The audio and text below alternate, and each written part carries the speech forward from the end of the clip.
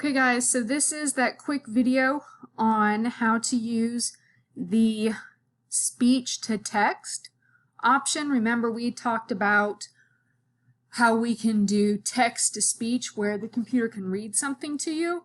Okay, this is our option for doing speech to text where you talk and the computer turns it into text, into words. So right now I'm in a Google Doc. Okay, I'm going to add-ons. I'm going to speech recognition sound writer. If you don't have this, you need to let me know. Okay, so then I'm going to go to start. And that pops up over there. So I'm going to do record.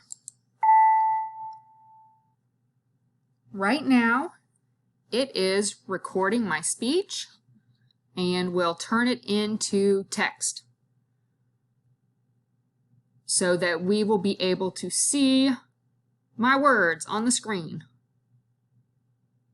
This is pretty nifty, although sometimes it lags, as you can see, because I will talk and then the words don't show up as quickly as we would like,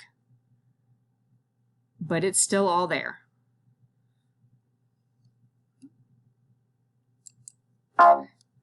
So you notice it's everything I said, it turned into words. One thing to keep in mind is that there's no punctuation in this. Right now it is recording my speech and it will turn it into text so that we will be able to see my words on the screen. This is pretty nifty, although sometimes it lags, as you can see, because I will talk and then the words don't show up as quickly as we would like, but it's still all there. Okay, so if I just put a period right there, that would be the longest run-on sentence.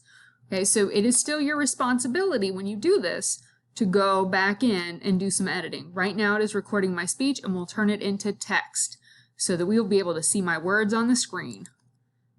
Period. Then I've got to capitalize.